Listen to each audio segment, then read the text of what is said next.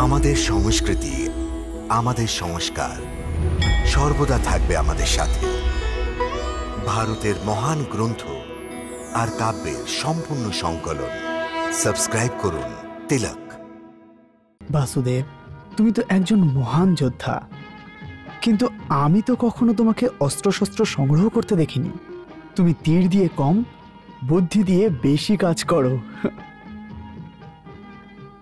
প্রিয় বন্ধু অর্জুন, যখন তোমার মতো সর্বশ্রেষ্ঠ তীরন্দাজ আমার বন্ধু হোক আর আমার সাথে পাণ্ডবদের সমর্থ হোক, আর বলরাম মতন সমর্থ যোদ্ধা আমার ভাই হোক, তাহলে আমার অস্ত্র সংগ্রহ করার কি প্রয়োজন আছে?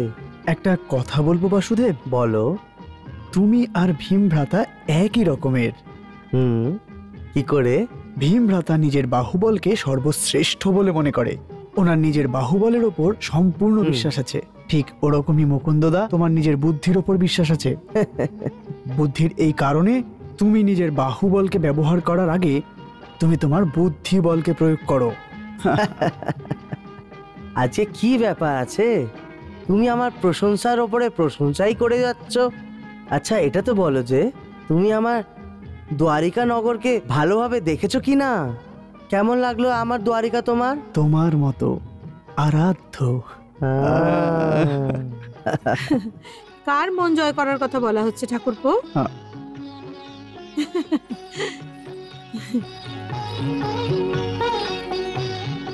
বৌদি, সত্যি কথা এই যে কৃষ্ণ বলছিল যে আপনি ওকে বিমোহিত করে দিয়েছেন, আর এটাও বলছিল যে দ্বারিকানগর আপনার মতোই আরাধ্য।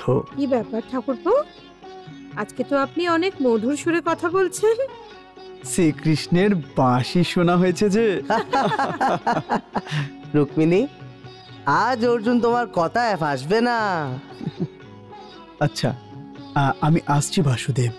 কোথায় যাচ্ছ তুমি? বাসুদেব, আমি শিকার খেলা খেলতে যাচ্ছি। আজ্ঞা দিন বৌদি।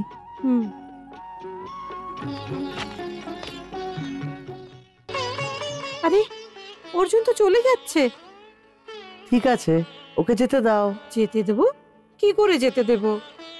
আপনি চাইছিলেন না যে সুভদ্রার বিয়ে অর্জুনের সাথে হোক?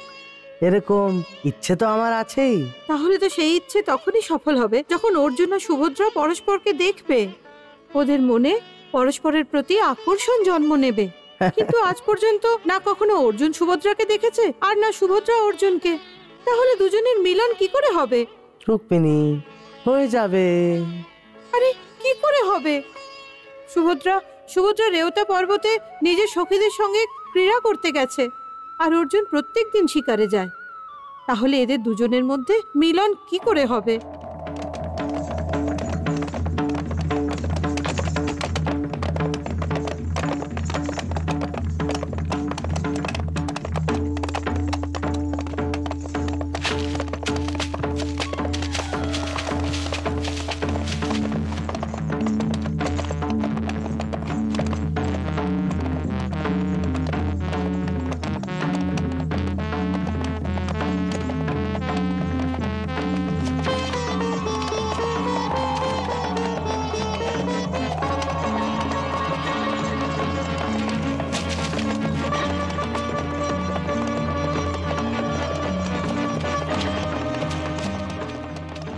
সারথি, রথ থামাও।